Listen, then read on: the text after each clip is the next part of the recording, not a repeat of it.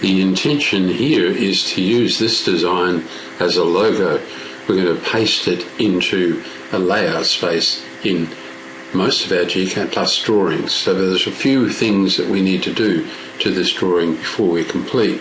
The first is we don't need any layout space, so let's select it, delete everything in layout in this one, and delete that layout. Now we've come back to the design. I might take the opportunity to edit this block, and notice that the major polyline there that denotes the pattern, if we come over here to curve fitting, it's just lines and arcs, and that gives a little roughness to the image. So let's make that a smooth curve, and we're done. I'm not sure that you would want to do the same to these shapes. Let's just see what effect we get if we smooth those off, and you may like that or you may not. Let's now close the block editor. Now the final thing to do is to check its size, so we'll measure from one size to the other. I've scaled this down so it's 280 millimeters wide, so that's going to fit relatively easily with maybe a little scaling on an A3 or A4 or even an A1 sheet. But we do need, because we're going to save this as a block and then we're going to insert it in other drawings, we want the base point to be down at the bottom left corner.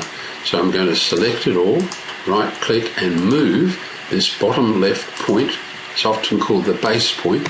I'm going to move it to 0, 0, and it's gone way off the screen.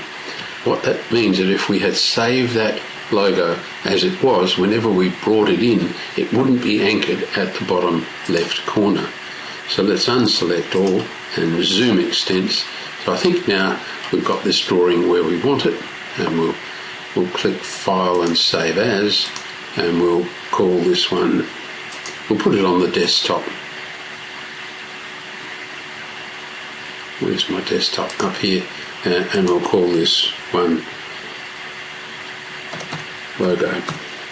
Might be another logo there, so let's call it logo 8 just to distinguish it, and we can close. And I'll go into a drawing such as this one, which we've been working on. So we want to use that block now in layout space. So if I switch to layout space, I'll just check via the layouts manager and note that it's an A3 size sheet in landscape. So now there's a variety of methods to insert another drawing into this drawing. We could go File and Insert an LCD or a GCAD Plus file, or insert a block, or insert a block and break it up. Insert a block and retain the block would work, but there's another way to do it, which is this block option up here. So I select it, and that pops up this dialog box. I'm going to say Add from another file in the desktop. Here's logo 8, and I'll open it up, and I'll tick this little box here. It's going to bring in that internal block or nested block called left within it, and we'll OK and insert it into the drawing. Logo 8 is going in, and in it comes. So we can pop down, see how it's anchored at the bottom left. So I'll pop it in position, and at this point you would scale it. So scale, I would say, to about 0.25, and we'll move it over here like so. So there's our logo sitting in the correct spot on the sheet, and I can pick the floating viewport and make its colour 255, which should be white on a white background, and there's our drawing ready to plot.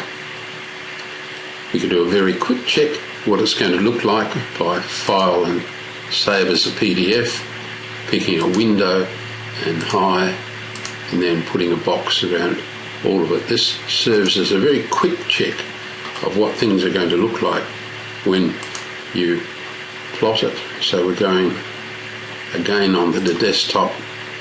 We'll call it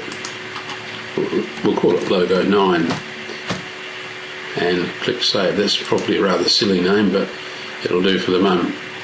So there's our PDF file generated very quickly, and there is our logo. So let's just magnify the logo and have a look at it, see whether it's going to work for us, and I think it's worked reasonably well. You can do a much better job. That's a very quick way of getting a PDF file, and you can do a much better job by, let me close here, go back in here and go File and print to a proper PDF writer.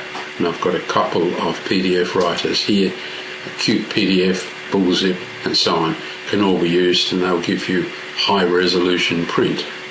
So I hope that finishes off a discussion about the use of logos, and you use that one drawing over and over again. Since it brings in that sub-block called left, I'd probably be inclined to go back into the drawing. Let's open it again. Here's logo 8, and I'd be inclined to select this block and explode it. Pick this one over here and explode it. I'd be inclined to jump in here, and now we can delete that. So the next time we use it, that block left won't appear. So I'll just finally check the file size here. It's 95 kilobytes in size, which I think is quite workable for a complex design such as that.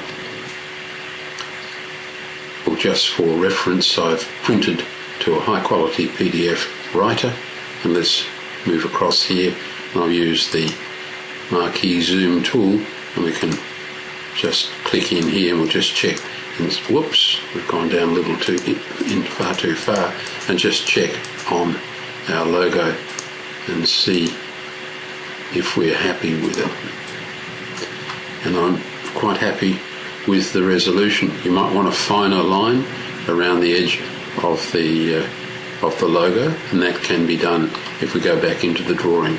But hopefully we've got fairly high resolution. You can see the image file showing good resolution. We're almost zoomed in too far, aren't we? And I'm very happy with that as a product.